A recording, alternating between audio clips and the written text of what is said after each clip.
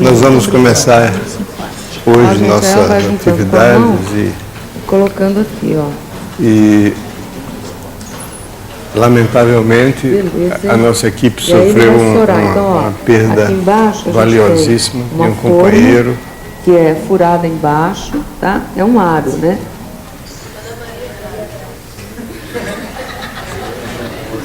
Que foi o professor Morgado, que faleceu no dia 13 de outubro e está sendo substituído hoje pelo professor Zé Paulo Carneiro.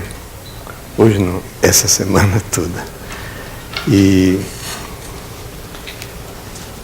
que é um professor que está acostumado a trabalhar conosco, é uma pessoa brilhante, competente, mas a falta do Morgado é realmente, ele sabe disso, né, Zé Paulo? É irreparável e insubstituível. Antes de começar, eu queria dar a palavra para o Wagner, que vai falar sobre o nosso...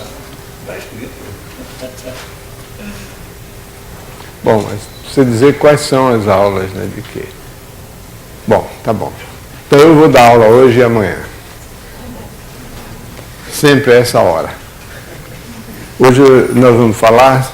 Bom, o nosso objetivo desse programa aqui é ambientar vocês com esse livro, que se chama Temas e Problemas, que é um livro que foi escrito para complementar a matemática do ensino médio, que tem 3 volumes, sendo que esse livro aqui é um resumo desses 3 volumes, no sentido de que contém um pequeno tratamento de alguns tópicos relevantes do ensino médio, seguido de uma série de problemas que estão resolvidos no livro, ao contrário dos problemas do livro Matemática do Ensino Médio, que não estão com a solução. Ainda. Mas até julho... Sim, o Wagner está prometendo que até julho a gente tem a publicação dessas soluções. Promessa essa que nós já fizemos diversas vezes e nunca cumprimos. E propor problema, como vocês todos sabem, é muito fácil. Resolvê-los é que são elas. Então, principalmente quando você é que propõe o problema, então o ônus da solução, da resolução, é um ônus muito caro, porque você tem que ser conciso, porque se você escrever uma solução muito longa, os leitores vão dizer, esse miserável propõe um problema cuja solução é tão longa que nem ele consegue resolver rapidamente, como é que ele quer que nós resolvamos. E se você põe uma solução muito abreviada, então as pessoas vão dizer, isso não é solução, é só uma sugestão de como é que deve ser resolvido.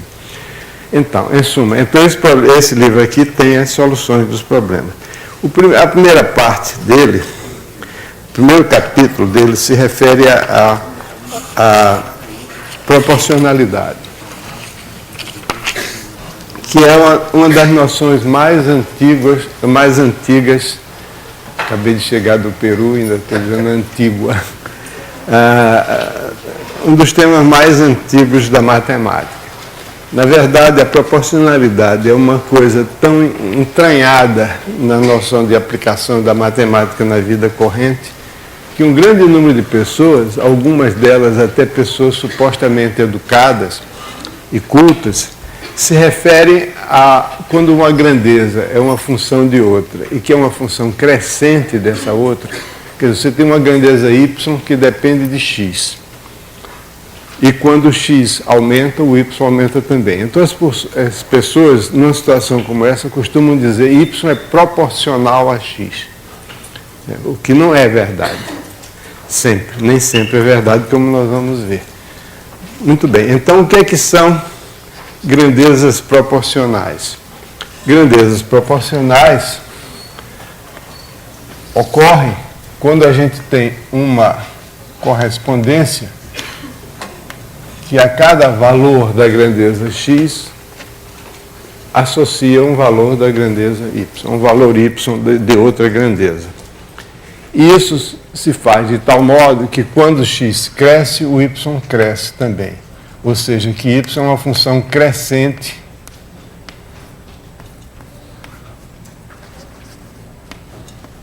de x. Se ao valor de x corresponde um y, e o valor x' corresponde ao y', se x é menor do que x', então y é menor do que y'.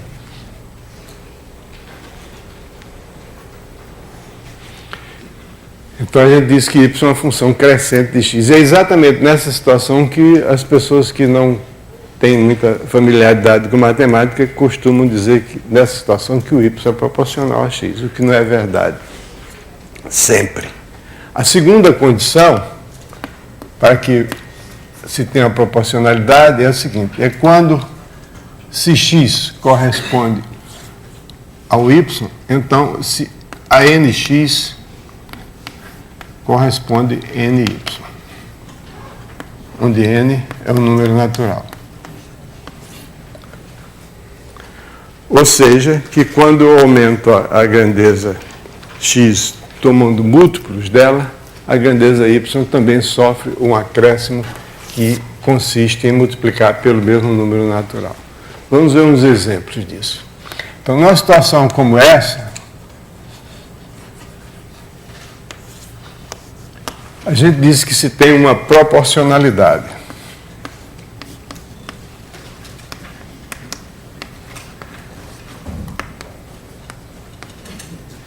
Primeiro exemplo que eu vou mencionar é o seguinte: seja x o volume de um líquido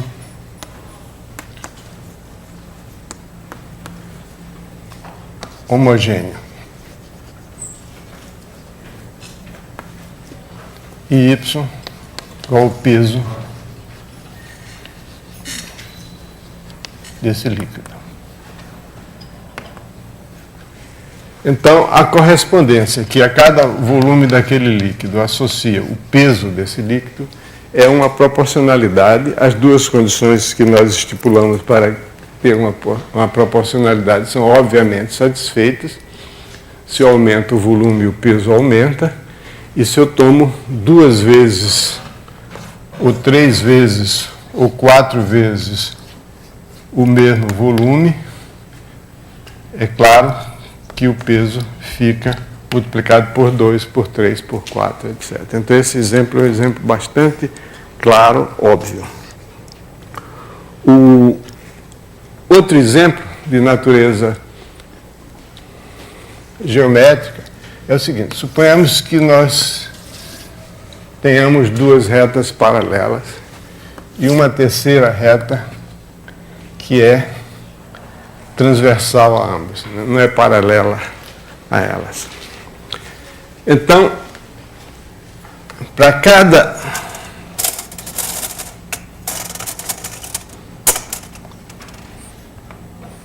segmento de comprimento x numa dessas retas, eu associo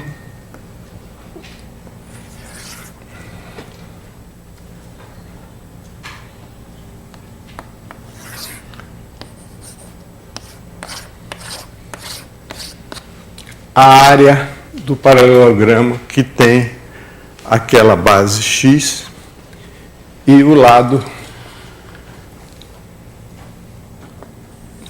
que não é paralelo a essas 2 retas é paralelo à reta R. Então, essa correspondência, que a cada x corresponde o y, que é a área do paralelogramo que tem x como base, é uma proporcionalidade. Em primeiro lugar, é claro que essa correspondência está bem definida, porque não importa onde eu coloque esse segmento de comprimento x, eu vou obter sempre paralelogramos que são congruentes, portanto têm a mesma área. E se eu, em vez de x, tomar 2x, 3x, etc., eu vou ter y, repetido, então é válida a segunda condição. Então, novamente, aí nós temos uma proporcionalidade. Um terceiro exemplo de natureza bem diferente é o seguinte.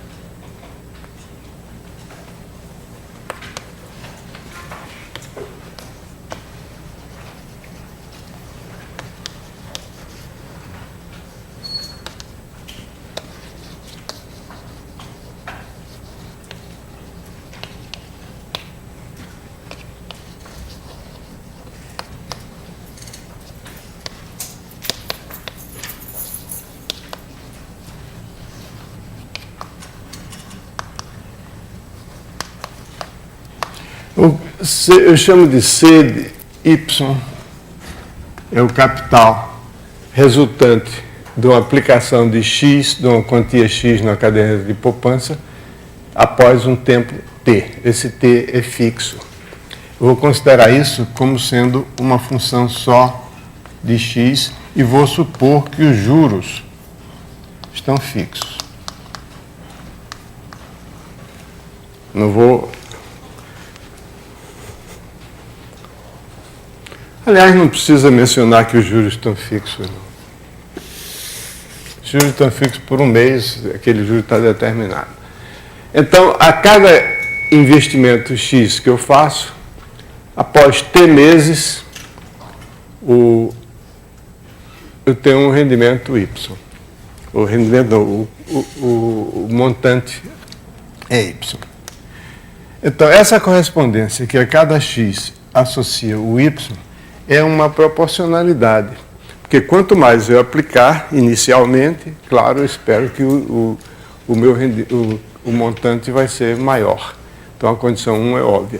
A condição 2 também é verdadeira, porque se eu aplicar um capital 2x, ou um capital 3x, ou 4x, ou nx, isso aqui, aplicado 2x, corresponde a fazer duas aplicações simultâneas. E é claro que as duas vão render a mesma coisa.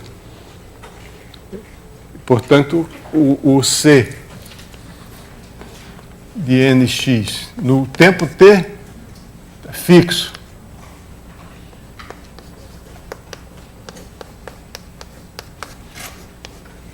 Ok? Porque aplicar nx corresponde a fazer n aplicações iguais de x. Então, dá a mesma coisa. Então, essa correspondência aqui é uma proporcionalidade. Vamos ver mais um exemplo de proporcionalidade.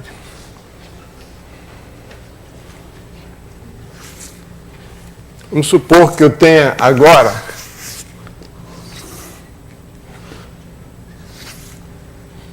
duas retas, ou melhor, duas semirretas, OA e OB, com a mesma origem. E outra vez, parecido com aquela situação, eu tenho uma terceira reta R, que é transversal a ambas. Então, isso me permite definir uma correspondência que a cada comprimento X tomado na semirreta OA, eu associo um segmento de comprimento Y na semirreta OB, obtido tirando a partir de cada uma das extremidades de X uma paralela a essa reta dada. Então, agora, eu vou olhar para esse comprimento Y. Essa correspondência que vai de X em Y é uma proporcionalidade. Ou seja, a cada comprimento X, eu associo Y. Aqui, é preciso tomar um pequeno cuidado de verificar que essa correspondência está bem definida. No seguinte sentido, eu posso tomar esse segmento Y em diversas posições diferentes ao longo daquela semirreta OA. E a gente tem que verificar que, ao transferir o X para outra posição sobre a semirreta OA,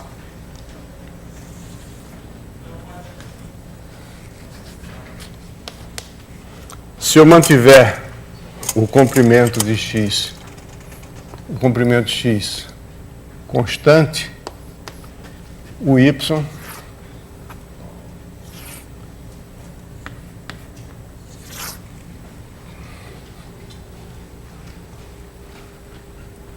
também não varia. Isso se faz mediante uma igualdade de triângulos aí, tá? Eu vou obter aqui dois triângulos que são congruentes, se eu traçar paralelas a semirreta OA, porque tem uma base igual, esse ângulo igual, um lado igual compreendido entre dois ângulos iguais. Ok? Então, a primeira observação é que essa correspondência está bem definida, e daí, pelo mesmo argumento, se segue que se eu tomar x, 2x, 3x, etc., se isso aqui também for x outra vez, então esse segmento y vai ser igual aqui, y vai ser igual a y, então vale a terceira condição. Muito bem. Ok? Então essa é a noção de proporcionalidade. Grandezas proporcionais, quer dizer, quando uma cresce, a outra cresce, quando uma delas é multiplicada por um número natural, a outra também fica multiplicada por aquele mesmo número. Agora, um fato extremamente importante é que essa propriedade de que quando eu multiplico a grandeza por um número natural, a correspondente fica multiplicada pelo mesmo número, vale mesmo para números que não são números naturais, necessariamente. Isso é uma consequência. Quer dizer, do ponto de vista matemático, uma proporcionalidade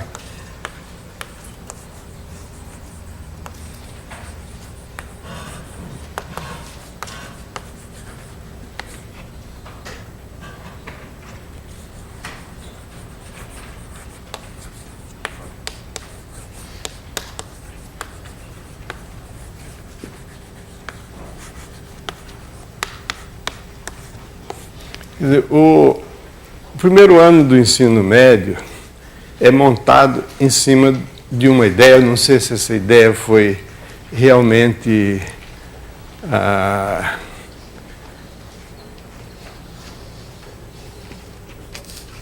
natural, se foi uma ideia espontânea ou se foi algo de caso pensado. Vamos dar o benefício da dúvida a quem propôs esse programa. E a ideia é a seguinte, é que a matemática é um conjunto de teorias gerais e abstratas que se aplicam em situações concretas. E a vantagem de ter esses modelos matemáticos para situações concretas é que o mesmo modelo se aplica em diversas situações diferentes. Então, do ponto de vista toda a matemática do primeiro ano do ensino médio é pensada, ou pelo menos deve ser pensada assim. Diferentes tipos de funções que têm diferentes tipos de aplicações. Então, do ponto de vista matemático, a gente olhou agora do ponto de vista das aplicações, são para aplicações bem elementares. Do ponto de vista estritamente matemático, uma proporcionalidade é uma função.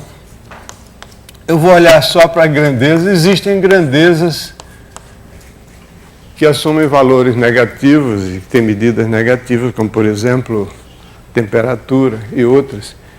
Mas nós vamos olhar só para o caso de grandezas que são medidas por números positivos. Então, R+ é o conjunto dos números reais positivos. Então, a proporcionalidade é uma função que tem a seguinte propriedade. Primeiro, ela é crescente, quer dizer, se x é menor do que x', então f de x é menor do que f de x'. E segundo, então é que f de nx é igual a n vezes f de x para todo x e todo n natural. Então esse é o ponto de vista matemático da noção de proporcionalidade. Em vez de lidar com grandezas, eu estou lidando agora com números reais. Então existe o chamado teorema fundamental da proporcionalidade. O teorema fundamental da proporcionalidade diz o seguinte: se f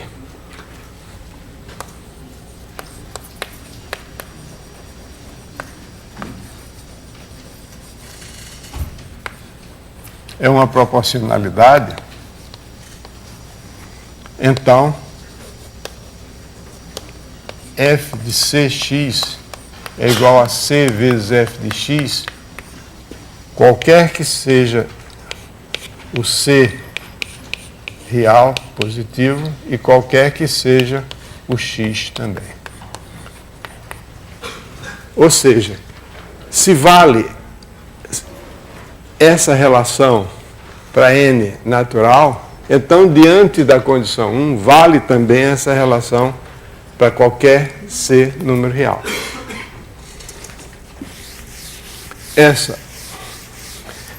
Esse teorema é realmente da maior importância, porque na prática, quando a gente quer verificar que existe proporcionalidade, a gente não tem como verificar essa igualdade aqui, quando C, por exemplo, é um número irracional. Quando C é um número inteiro, a gente diz, bom, aqui ao nx corresponde ao ny, porque se eu quero fazer um investimento de 3x na caderneta de poupança, isso é a mesma coisa que eu fazer 3 investimentos separados de x cada um. Então isso é óbvio. Mas se fosse... É claro que ninguém vai fazer um investimento de raiz de R$2, ou π ou R$, né? Mas em situações, né, como essa, o volume de um líquido, né, pode ser qualquer número. Pode ser um número. É claro que na prática não existem volumes irracionais, mas na teoria existe. E frequentemente a gente se depara com situações em que a teoria é fundamental. Então, verificar isso aqui para ser irracional é praticamente impossível na prática. Mas eu não preciso verificar isso. Então o teorema diz que eu não preciso verificar isso. Bom, onde é que está a demonstração desse teorema? Está no apêndice do livro, eu não vou fazer aqui. Está no apêndice do capítulo e está também nos nossos livros de matemática do ensino médio. Então, quando a gente tem uma proporcionalidade, então f de x, olhada como uma função, f de x é a mesma coisa que f de x vezes 1. Claro, x é igual a x vezes 1. Mas agora eu vou fazer o x desempenhar o papel do c aqui e o 1 desempenhar o papel do x. Então isso aqui é igual a x vezes f de 1. Pelo teorema fundamental da proporcionalidade, isso vale para qualquer x. Então, eu chamo o f de 1, vou pôr o nome dele, eu chamo de A. Então, isso fica x vezes A e, normalmente, a gente escreve AX em vez de XA. Então, toda proporcionalidade é realmente uma função do tipo f de x igual a vezes x, onde A é chamado o fator de proporcionalidade ou o coeficiente de proporcionalidade.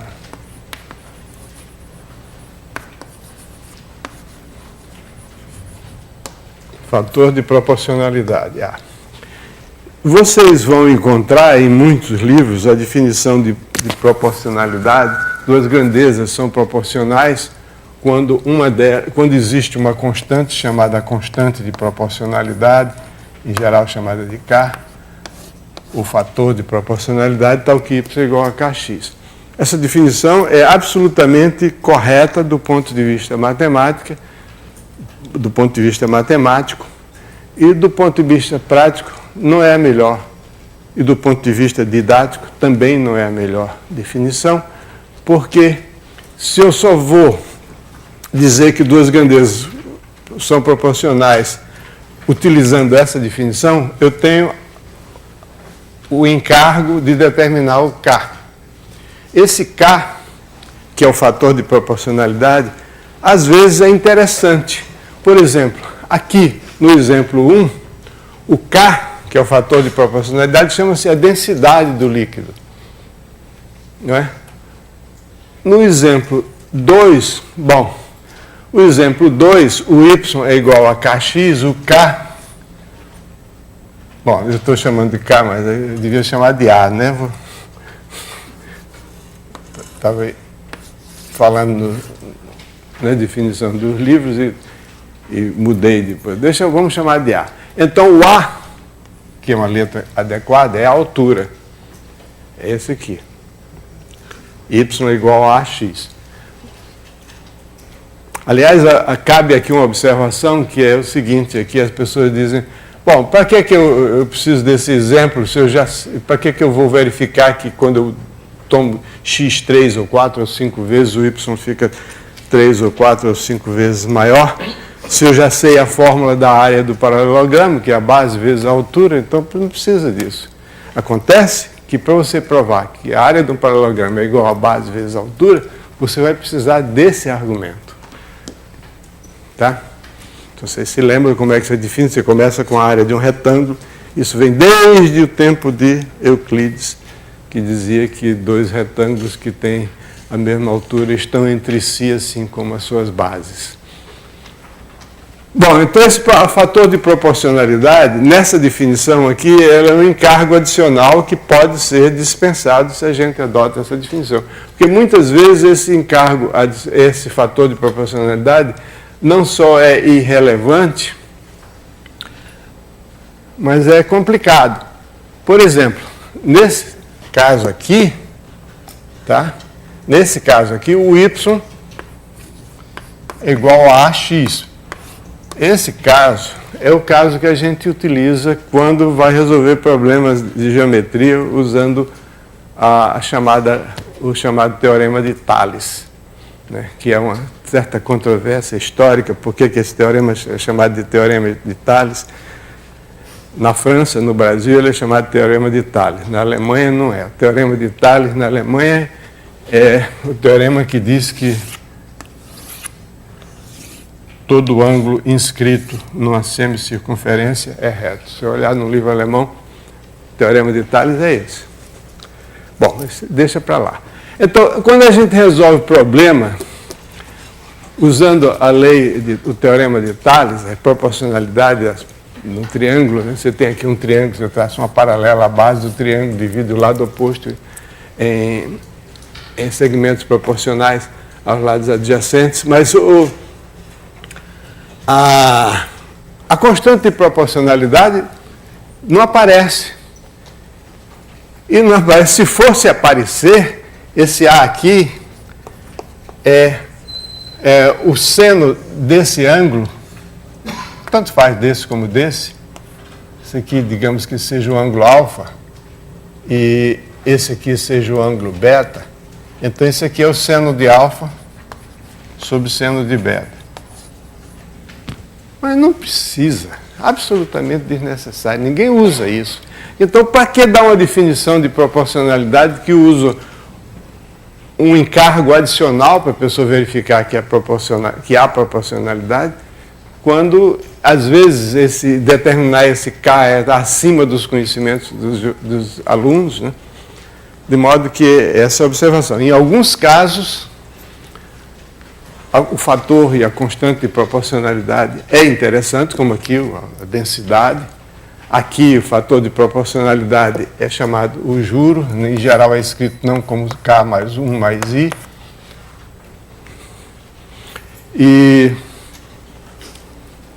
Bom, essa é a definição de proporcionalidade. E, no caso, a gente tem o teorema fundamental da proporcionalidade e assegura que toda proporcionalidade é dada por uma função chamada função linear. Ok?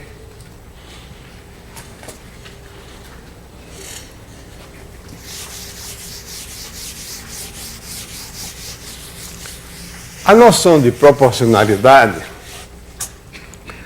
ela está intimamente ligada a um tipo de problema que é muito comum nos níveis elementares e também, se o Morgado estivesse aqui conosco, quer dizer que é tudo que os químicos sabem de matemática. É a regra de 3. A regra de 3 é a seguinte: quando se tem uma proporcionalidade,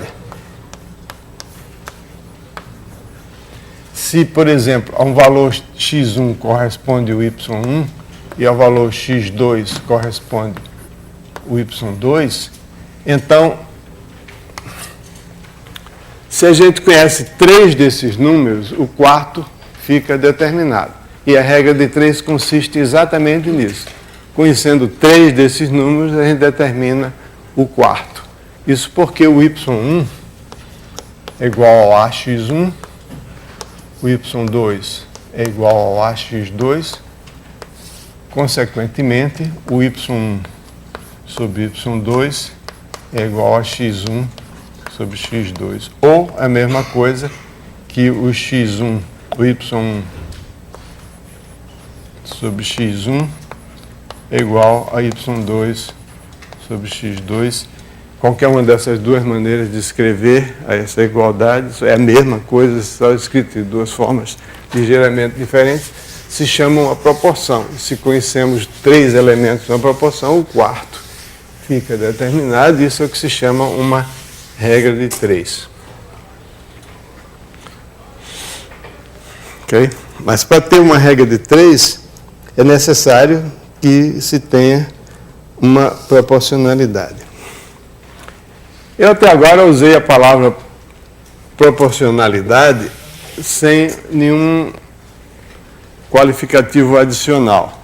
Mas, normalmente, quando se quer distinguir 2 tipos de proporcionalidade, isso aqui é o que se chama uma proporcionalidade direta, mas existe também a noção de grandezas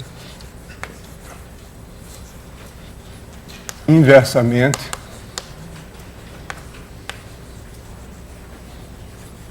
proporcionais.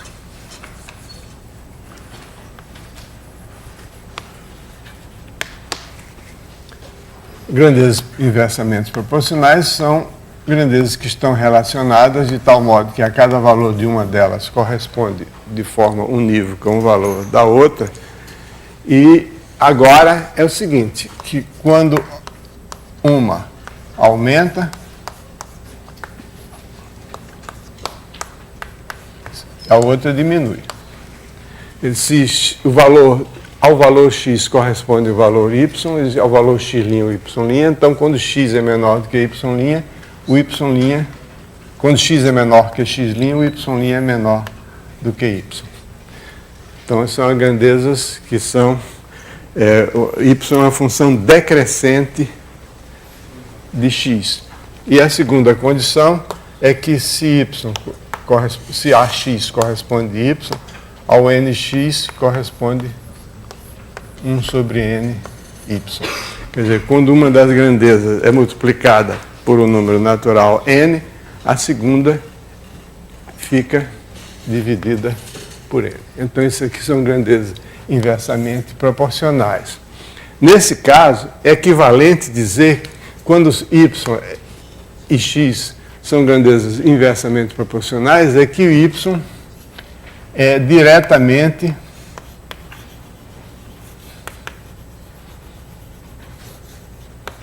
proporcional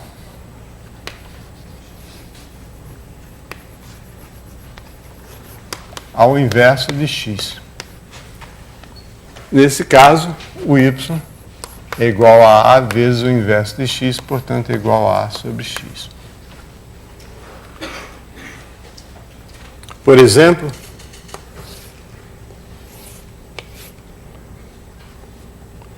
quando a área, vou chamar de Y, quando a área de um retângulo é dada, a base desse retângulo é inversamente proporcional à altura. Melhor, a área, que é A mesmo. Quando a área é dada, né?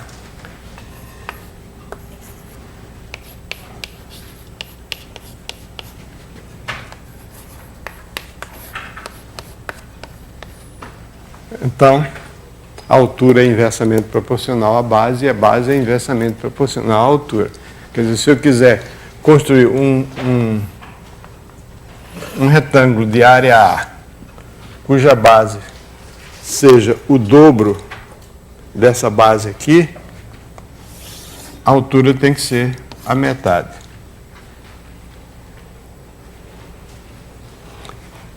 Do ponto de vista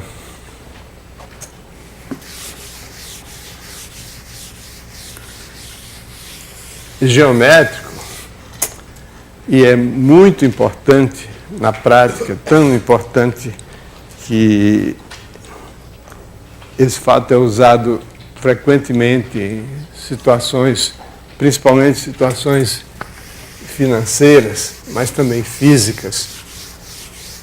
A noção de gráfico das funções é uma noção fundamental, porque você olhando para o gráfico da função, você tem uma ideia do comportamento da função, né? Então, desse ponto de vista, se uma grandeza y é proporcional a x, ou seja, analiticamente o y é expresso por uma função linear de x, então o gráfico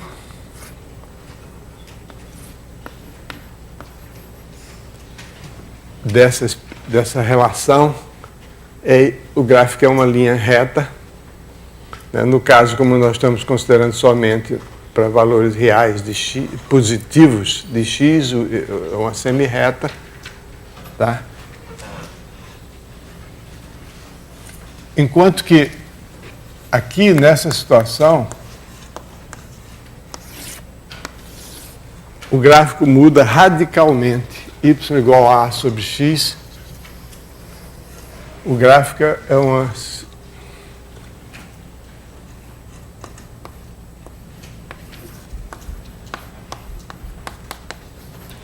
é o que se chama uma hipérbole, ou um ramo de hipérbole. No caso, uma hipérbole conhecida como hipérbole equilátera. Então, as duas coisas são as duas situações são, do ponto de vista geométrico, bem diferentes. De qualquer modo, é interessante observar que no hipérbole, quando você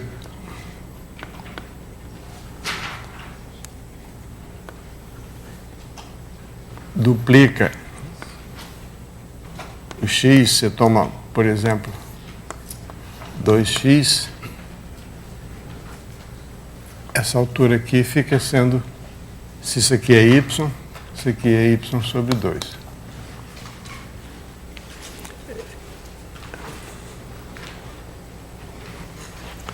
Bom.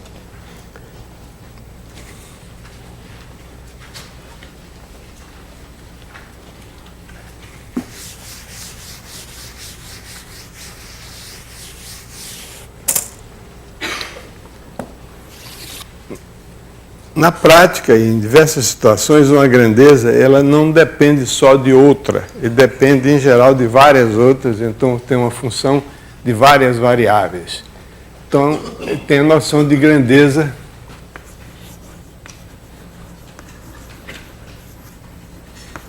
proporcional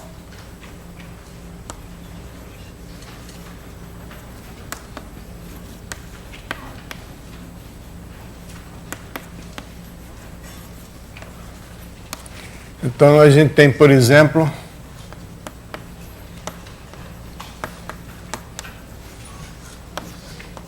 uma grandeza que depende, digamos, de x, y, u, v e w.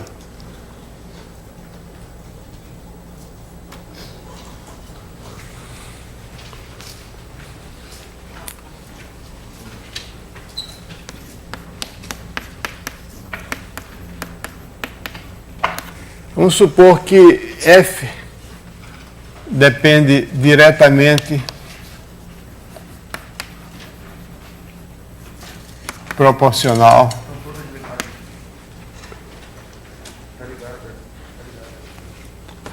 a x e y e inversamente proporcional a u e v.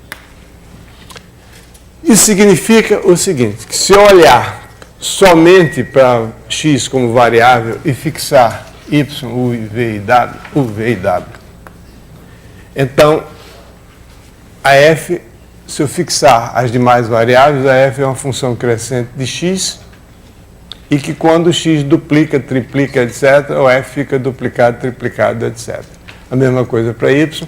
E inversamente proporcional ao u, v e w significa dizer que quando o u aumenta, o f diminui. Quando o u diminui, o f aumenta. E quando eu multiplico o u por um número qualquer, o f fica multiplicado por aquele número. Nesse caso, a gente pode obter imediatamente a expressão do f como função de x, y, u, v e w assim. F de x, y, u, v e w. Esse x é x de 1, então isso aqui, x vezes 1, então fica multiplicado por x pelo teorema fundamental de proporcionalidade, f de 1, y, u, v e w. Novamente, o y é y vezes 1, então isso aqui fica x, y, f de 1, u, v e w. Novamente o u é u vezes 1, então quando eu multiplico por u, a f fica dividido por u.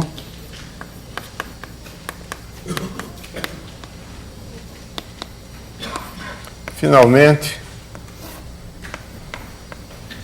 vou dar um salto aqui, u, v, w, f de 1, 1, 1, 1.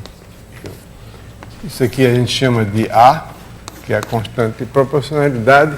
Então, f de x, y, u, v e w é igual a uma constante A, x, y, u, v e w. O exemplo mais conhecido dessa situação é a lei da gravitação universal, que diz que dois corpos se atraem, a força de atração entre dois corpos é diretamente proporcional à massa desse corpo e desses corpos e inversamente proporcional ao quadrado da distância entre eles. Então você tem aqui a força de atração é dada por uma constante, e essa constante depende das unidades de medida que você está utilizando, vezes o produto das massas, dividido pelo quadrado da distância.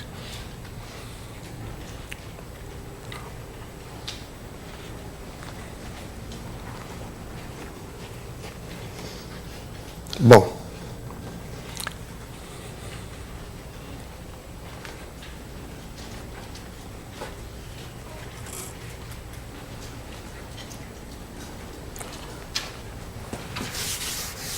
mas em muitas situações, esses são os modelos mais simples de matemática para se aplicar em situações em que há proporcionalidade. Né? Em muitas situações, a proporcionalidade é modificada por uma constante aditiva, então a gente tem o conceito de função afim.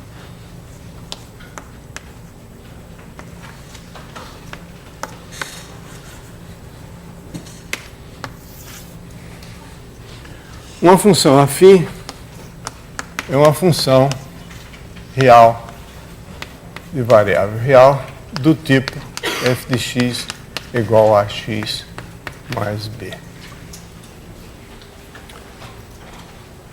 onde a e b são constantes e x é a variável. O gráfico de uma função afim é uma linha reta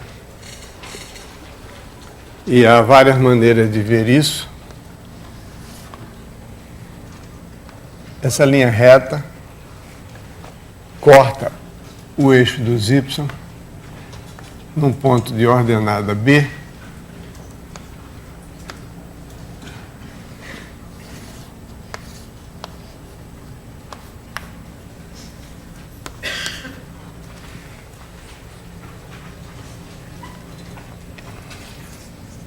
enquanto que o número A está ligado à inclinação dessa reta, se bem que não de uma maneira intrínseca, porque o número A, ele na verdade ele não é a inclinação dessa reta, depende das unidades que eu estou tomando.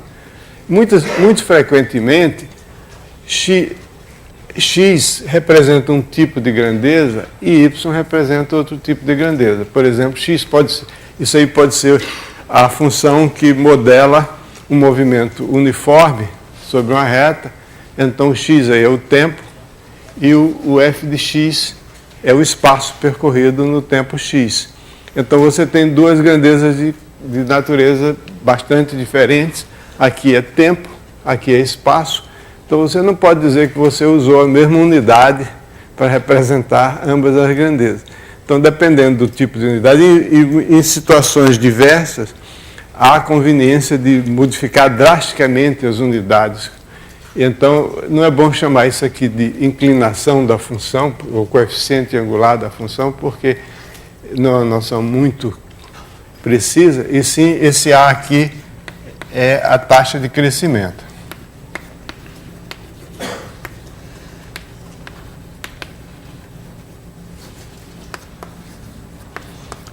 Porque esse A é o seguinte, se nós tomarmos dois pontos, x1, x2 aqui, e olharmos aqui, você tem o y1 e aqui o y2, então esse A é y2 menos y1 dividido por x2 menos x1. Bom, se eu tomasse y menos y2 dividido por x1 menos x2, daria a mesma coisa. Então, essa aqui é a relação entre o crescimento do x e o crescimento do y. E esse A, o fato de que esse A é constante, é que caracteriza a função afim. Isso aqui é chamada taxa, ou taxa de variação, ou taxa de crescimento. O crescimento pode ser negativo. Então, o fato desse A ser constante é que caracteriza a função afim no seguinte sentido.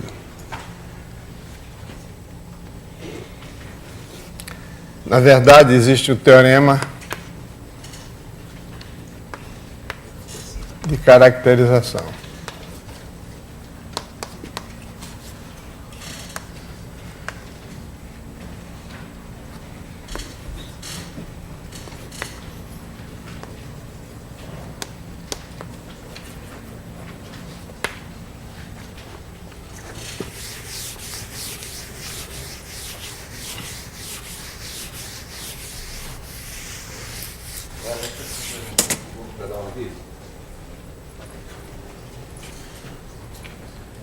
Não, nem precisa. Fiat branco HEJ 1738. Quem tinha esse carro? Fiat branco. Não? Placa de Belo Horizonte. Placa de Belo Horizonte. O ano. Não. Então desapareceu não só o carro, mas o dono também.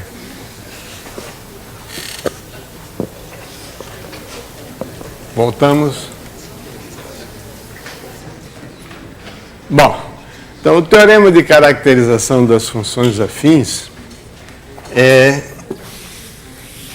o seguinte: quando é que uma função é afim? Existem casos bastante claros em que o modelo matemático para caracterizar a situação tem que ser dado por uma função afim. O caso mais óbvio é o caso do táxi. Se bem que aí a gente tem que usar um táxi ideal, que conte metros, centímetros, milímetros, etc., do percurso. Mas vamos admitir essa situação. Então, você tem um táxi que cobra R$ por cada quilômetro rodado, mais uma bandeirada. Então, é óbvio que o modelo matemático para o preço que você vai pagar para uma corrida de táxi é dado por uma função afim. E a letra B é bem adaptada para a bandeirada, né? Então esse é... Outro exemplo de função afim é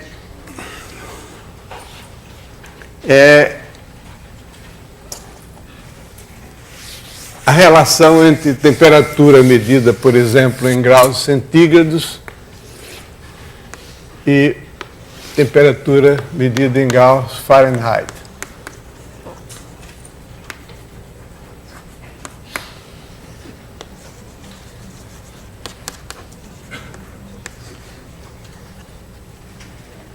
Centígrados ou Celsius.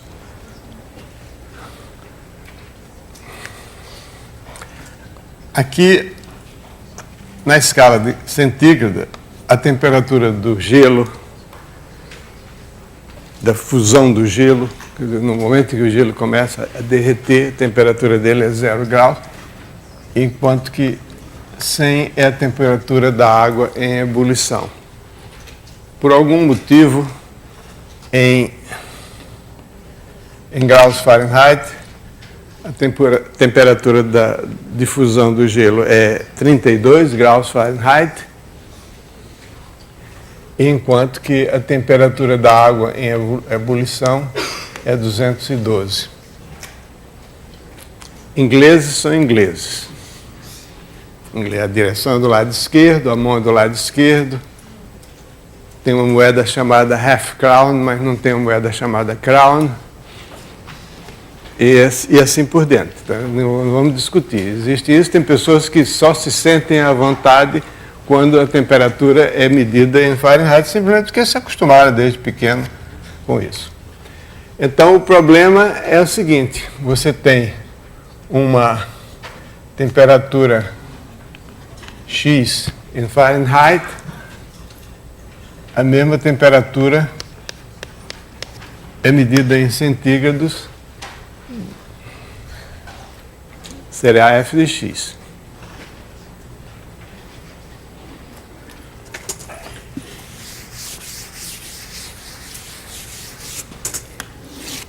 Então, vamos admitir que eu já sei a priori que f de x é uma função do tipo ax mais b. A gente vai já discutir isso exatamente em termos do teorema de caracterização das funções afins. Se eu sei que f de x é do tipo ax mais b, então f de 0 vai ser b. Então, toda vez que a gente tem uma função afim, quando eu faço x igual a 0, f de x é igual a b.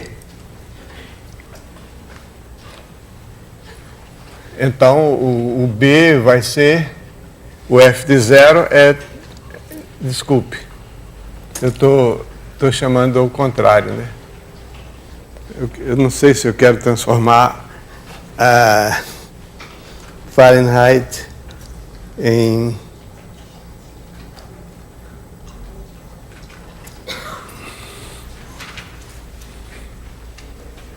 Eu acho que eu quero transformar centígrados em... Bom, deixa lá. É mais natural transformar centígrados em Fahrenheit. Então isso aqui é x, isso aqui é f de x. É muito mais natural, mais fácil, mais direto dizer que f de 0 é 32 do que f de 32 é 0. F de 0 é igual a b. Então b é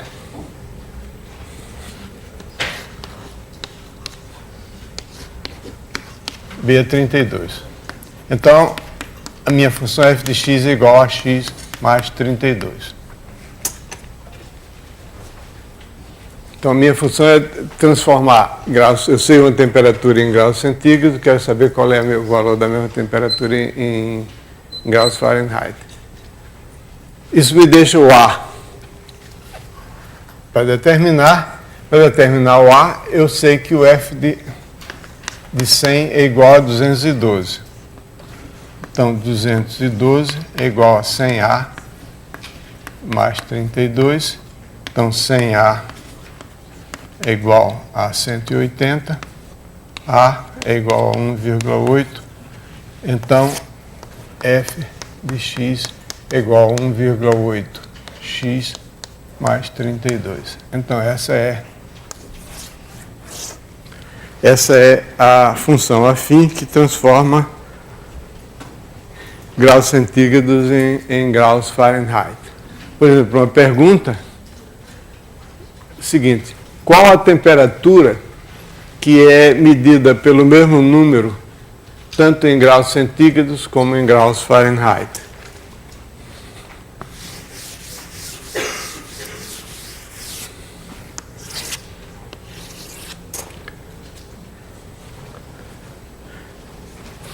É quando 1,8 x mais 32 é igual a x.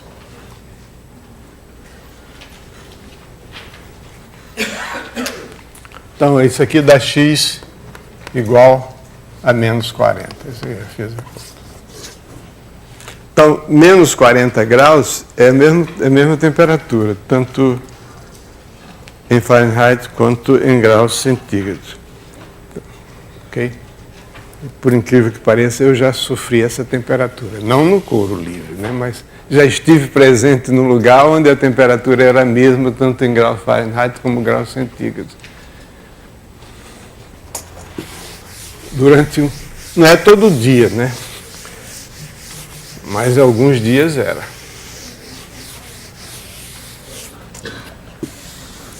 Mas por que eu tenho certeza que essa função que transforma a medida de Fahrenheit em centígrados, ou de centígrados em Fahrenheit, é uma função desse tipo, f de x igual a x? A razão para isso é a seguinte: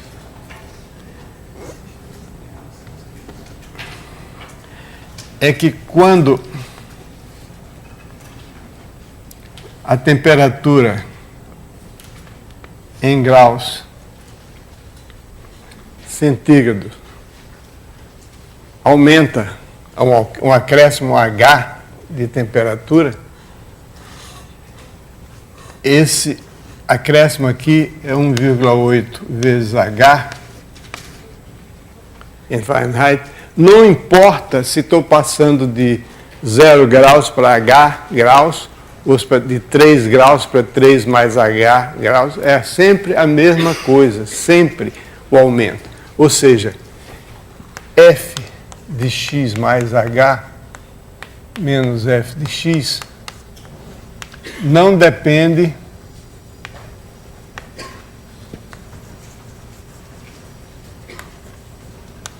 de x. E é exatamente esse fato que caracteriza as funções afins, admitindo que a função é uma função crescente, monótona. Pode ser crescente ou decrescente. A função afim, é claro que ela vai ser crescente quando A é positivo e decrescente quando A é negativo. Isso é um fato óbvio. Então, a característica, né, o teorema de caracterização diz o seguinte, que quando a função f, cumpre essas duas condições, primeiro, é monótona, segundo, f de x mais h menos f de x não depende de x, depende só de h. Então, nessa situação, f é do tipo afim.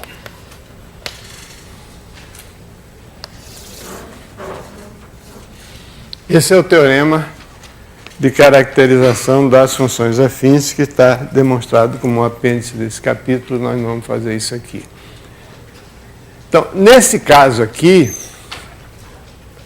esse fato é claro porque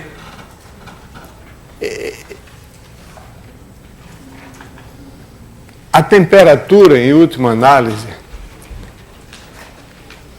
é uma medida de comprimento. Quando a gente quer medir a temperatura nesses termômetros usuais, costumeiros, a gente vai medir o comprimento de uma coluna de mercúrio ou de outra substância parecida, né? Então, esse comprimento é o mesmo, tanto faz estar aqui, como ali, como lá embaixo. Ok? Então, por isso é que essa diferença aqui, tanto faz esse aqui como em qualquer posição. Então, o teorema de caracterização nos assegura esse fato aqui. Quer dizer, a fim de que você tenha uma função afim, é necessário o suficiente que essa diferença aqui não dependa de x. Um exemplo muito interessante disso é um exemplo que o Wagner me disse que ocorreu com ele. Eu não tenho certeza, mas ele vai... Qualquer coisa que vocês perguntem a ele. É o exemplo do par de sapatos. Aliás, depois que ele contou essa história e a gente publicou no nosso livro, começou a aparecer nos livros do curso de matemática do ensino médio, mesmo até do ensino fundamental, a fórmula do tamanho do sapato. A história é a seguinte. Em cada país tem o seu método, mas no Brasil a gente tem o tamanho do sapato, 34, 35, 40, 42, 43, etc. E o Wagner, ele queria comprar um par de sapatos para o filho dele, mas ele não sabia o número. Então, lá na sapataria tinha uma escala, que o garoto punha o pé aqui, então, pela escala dizia o número é tal. E o Wagner, com o espírito matemático, disse como é que essa escala é construída. Então, ele pegou uma trena e mediu. Você tinha um pé de tamanho X, o sapato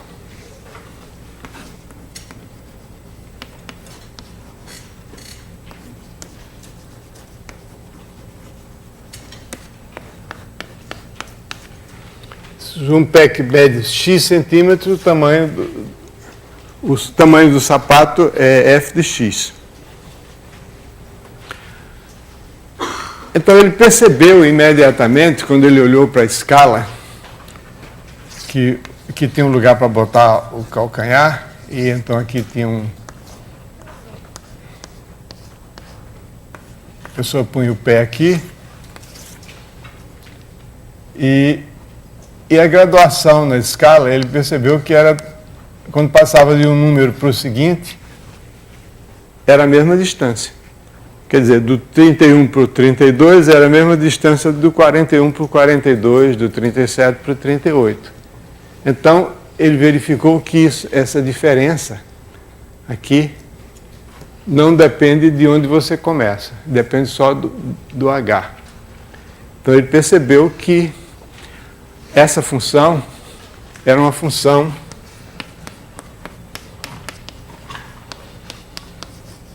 x mais b, desse tipo.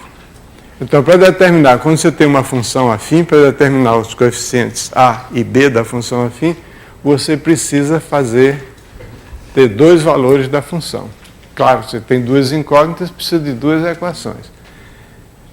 Então, ele pegou uma trena e botou e verificou que quando você tinha 20 centímetros, um pé que mede 20 centímetros, o tamanho do sapato, eu acho que era 32, tamanho 32.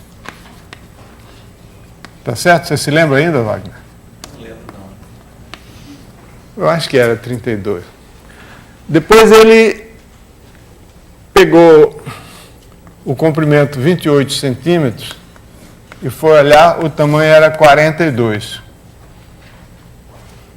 Então, com isso, ele determinou a fórmula que dá o comprimento, o tamanho do sapato, o número do sapato, em função do comprimento do pé. Veja bem, o que foi fundamental para saber que a fórmula é uma função afim foi saber que quando o pé aumenta de H centímetros, o tamanho aumenta de H números. Ou melhor, de H não, de um certo valor de H. Não importa. Se eu passo de 21 para 22 centímetros, o aumento, a variação do número do sapato é a mesma se você passa de 21 para 22 ou de 31 para 32, é o mesmo aumento. Ok? Então você tem aqui que quando x é igual a 20, 20A mais B vai dar 32, e quando x é igual a 28, 28A mais B é igual a 42. Aí, com isso, a gente subtrai aqui, fica 8A igual a 10, A igual a 10 oitavos, quer dizer, 5 quartos. E substitui aqui 20 vezes 5 quartos mais B igual a 32, 25 mais B igual a 32, B igual a 7. Então, essa é a fórmula. F de x igual a 5 quartos de x mais 7. Se vocês não acreditarem, vocês verifiquem em casa, meçam o tamanho dos seus pés e vejam. Ok. Então, essas são as considerações que eu tinha que fazer a respeito de funções afins, funções lineares, proporcionalidade. E amanhã nós vamos ver funções quadráticas e problemas sobre funções quadráticas.